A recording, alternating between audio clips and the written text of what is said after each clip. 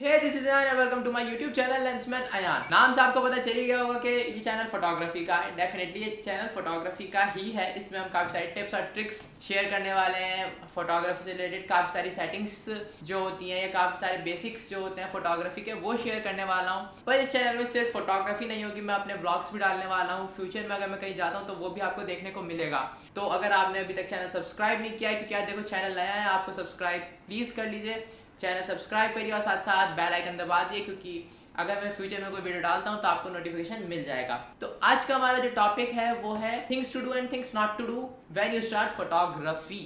या मैंने देखा है, देखो कोविड में जो लॉकडाउन हुआ था तो काफ़ी सारे लोगों ने फोटोग्राफी स्टार्ट करी और काफ़ी अच्छी भी करी। पर अब उनका एक कह सकते हो थिंकिंग है कि अब हमने फोटोग्राफी स्टार्ट कर दी तो अब हमें प्रोफेशनली हमें क्या क्या चीज़ें चाहिए होंगी, या जब उनकी रिक्वायरमेंट्स बढ़ती हैं तो वो चीज़ें हैंडल नहीं कर पाता और फोटोग्राफी को वहीं की वहीं छोड़ देते हैं, या वो जो फोटोग्राफी का आइडिया होता है वो ड्रॉप कर देते हैं। तो आज की वीडियो यही होने वाली है, things to do and things not to do when you start photography as a beginner. So without wasting too much time, let's roll the intro.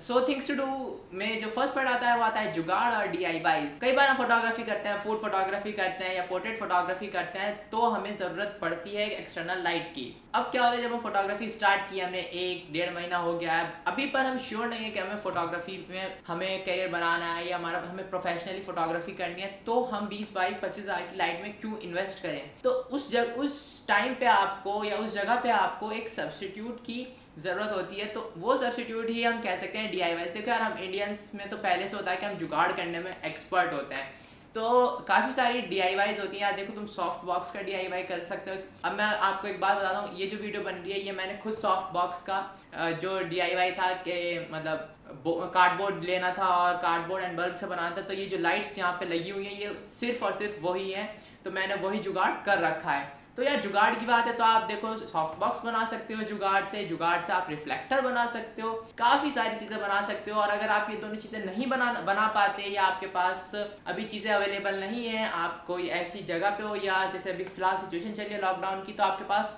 कुछ चीज़ें अवेलेबल नहीं है बनाने के लिए, तो आपके पास आपका फ़ोन अवेलेबल होगा।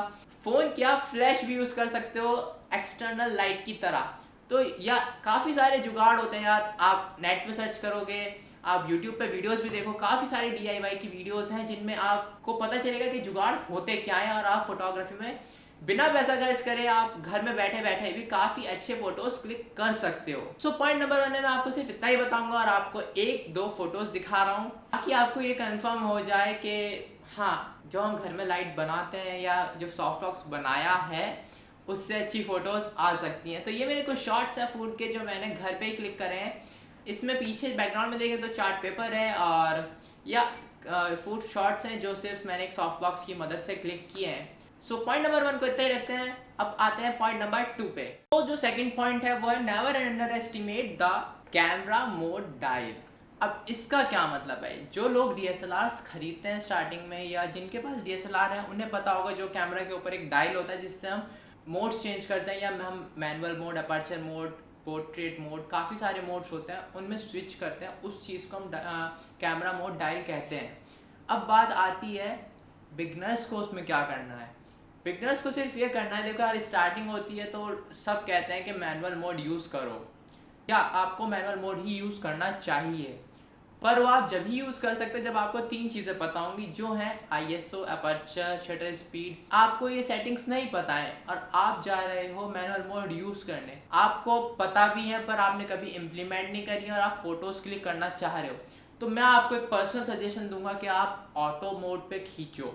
ऑटो होता है, पोर्ट्रेट होता है, या स्पोर्ट्स अगर क्लिक कर रहे हो तो स्पोर्ट्स वाले मोड पे लगा के क्लिक करो। वहाँ पे जो सेटिंग्स आ रही हैं फिर आप वही सेटिंग्स देख के मैनुअल मोड पे आओ, उन सेटिंग्स को अप्लाई करो, और अप्लाई करने के बाद उनमें थोड़ा सा चेंजेस करके देखो कि अब फोटो में क्या चेंज हुआ।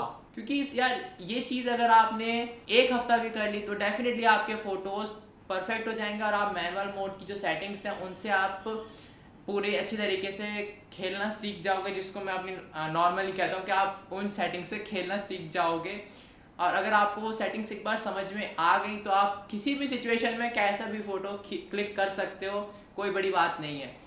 तो जो बोनस पॉइंट था वो था पॉइंट नंबर 3 जो मैं आपको बताने वाला हूँ। ये ना तो थिंग्स टू डू का है ना थिंग्स नॉट टू डू का है।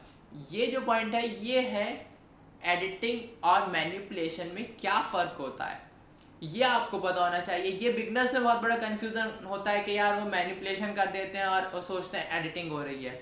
यार अगर तुमने किसी चीज़ का बैकग्राउंड बदल दिया तो वो नेचुरल नहीं बची, अब वो फ़ोटो ही नहीं बचा जो तुमने क्लिक किया था, तो वो पूरी तरह से मैनिपुलेट हो चुका है फ़ोटो, उसी को मैनिपुलेशन कहते हैं। और एडिटिंग जो होती है उसमें हम सैचुरेशन या ब्राइटनेस, कॉन्ट्रास्ट, ल्यूमिनेंस, ये सब चीज़ें हम उसमें चेंज करते हैं या एडजस्ट करते हैं। सिर्फ और सिर्फ इसलिए एडजस्ट करते हैं कि वो फ़ोटो या तो अलग दिखे या वो परफेक्टली क्लिक नहीं हो पाया था, उसमें सैचुरेशन थोड़ा कम आया, जब हमने कंप्यूटर पर डाल के देखा तो हमें उसमें सैचुरेशन कम लगा, हमने वो चीज़ें सेटिंग सही कर दी।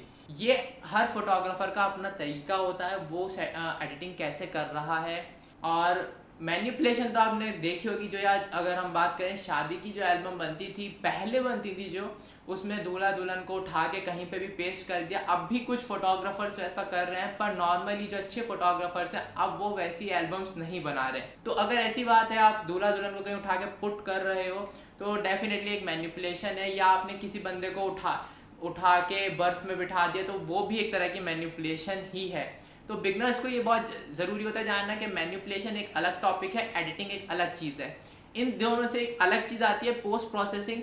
पोस्ट प्रोसेसिंग में हम बहुत बेसिक एडिटिंग करते हैं, जो हम कह सकते हैं रॉ फोटोज़ की जब हम एडिटिंग करते हैं उसको हम कहते हैं पोस्ट प्रोसेसिंग।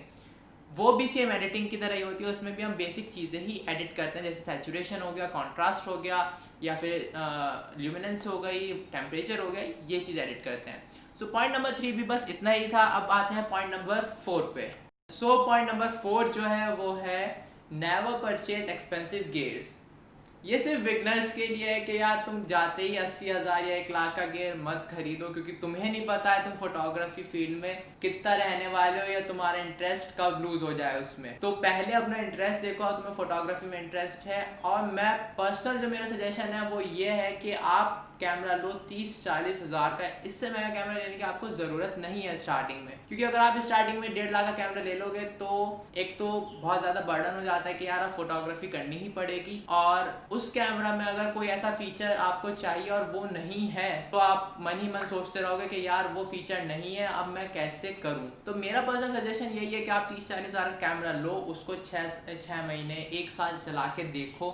जब हम किसी चीज़ को चलाते हैं ना तो हमें उसकी प्रॉब्लम्स और उसकी जो कमियां होती हैं हम कह सकते हैं वो आपको पता चल जाती हैं। और जब वो कमियां आपको पता चलेंगी और उसके बाद आप कोई महंगा कैमरा लोगे या फुल फ्रेम कैमरा लोगे, तब आपको ना पता होगा कि आपको क्या लेना है। और फिर आप अगर किसी स्टोर पे जाके लेते हो तो वहाँ पे आप जाओगे तो वहाँ पे आपको सेल्समैन कभी इन्फ्लुएंस नहीं कर पाएगा, क्योंकि वहाँ पे आपका माइंडसेट एक होगा कि मुझे ये काम करना है, मुझे ये कैमरा चाहिए। तो अगर आप बिगनर हो तो आप कभी भी कैमरास के पीछे मत भागो, आप एक बेसिक कैमरा लो, पर ये देख के लेना कि आपको क्या करना है। अगर आपको वीडियो शूट करनी है तो उस कैमरा में डेफिनेटली पोर्ट होना चाहिए माइक इनपुट का, क्योंकि काफ़ी सारे बिगनर कैमरा में वो नहीं आता है। तो ये चीज़ें आपको देखनी पड़ेंगी। और दैट्स इट। 4th पॉइंट ज़्यादा लंबा नहीं करना चाहूँगा, बस इतना ही।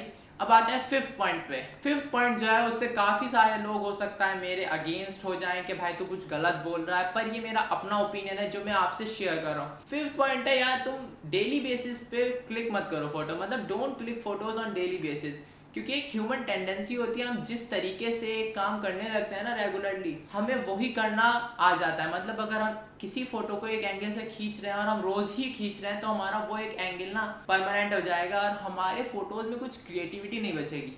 तो यार आपने अगर 1 हफ्ते 1.5 हफ्ते लगातार शूट्स कर लिए हैं तो एक ब्रेक दो अपने आप को, 1-2 दिन का ब्रेक दो। अगर आपके पास काम नहीं है, काम है तो डेफिनेटली आप पहले शूट्स कंप्लीट करो, उसके बाद थोड़ा रिलैक्स करो, थोड़ा क्रिएटिव हो, थोड़ा यूट्यूब पे वीडियोस देखो। और क्योंकि यार देखो फोटोग्राफी जो है वो क्रिएटिविटी के ऊपर ही चलती है। आपके अगर शॉर्ट्स पुराने जैसे ही आते गए तो जो क्लाइंट है वो आपसे फिर दूर होने लगेंगे, यार ये तो बंदा एक तरीके फोटोज खींच रहा है, कुछ क्रिएटिव नहीं कर पा रहा है। तो आपको लगातार फोटोज खींचने हैं ताकि आपको सेटिंग्स पता चले, आपको अपने कैमरा की कैपेबिलिटीज पता चले। पर ऐसा भी नहीं कि आपको सिर्फ एक ही तरीके के फोटो खींचना है, आपको बहुत तरीके के फोटोज खींचना आने चाहिए, क्रिएटिव फोटोज खींचना आने चाहिए, वो कुछ भी क्रिएटिव हो सकते हैं। तो बस इतना ही लास्ट पॉइंट था ये। और इस पॉइंट में काफ़ी लोग मेरे को कहते हैं कि यार नहीं ये गलत है, हमें रोज़ फोटो खींचने चाहिए, पर मेरा जो मानना है वो मैंने आपको बता दिया। सो वीडियो को ज़्यादा लंबा नहीं करते हुए मैं बस आपको कहना चाहता हूँ, अगर आपकी कोई क्वेरी है तो आप उसको कमेंट कर सकते हो। अब मैं जो नेक्स्ट वीडियो डालूंगा वो डालूंगा टिप्स और ट्रिक्स की, वो वीडियो मैं बना रहा हूँ। और क्योंकि यार एक वीडियो में काफ़ी सारी टिप्स और ट्रिक्स डाली हैं तो उसमें थोड़ा टाइम लग रहा है। हो सकता है उससे पहले आपको कोई एक आधा ब्लॉग देखने को मिल जाए मेरा, क्योंकि मेरा प्लान है कहीं जाने का। ऐसा कहीं घूमने नहीं जा रहा हूँ, पर हाँ किसी काम से कहीं जाने का प्लान है, तो हो सकता है आपको एक आधा ब्लॉग देखने को मिल जाए। तो अगर आपको ब्लॉग्स देखने हैं और ऐसी टिप्स और ट्रिक्स देखनी है तो मेरे चैनल को सब्सक्राइब जरूर कर दीजिएगा और साथ में बेल आइकन दबा दीजिएगा। Thank you so much guys, bye bye.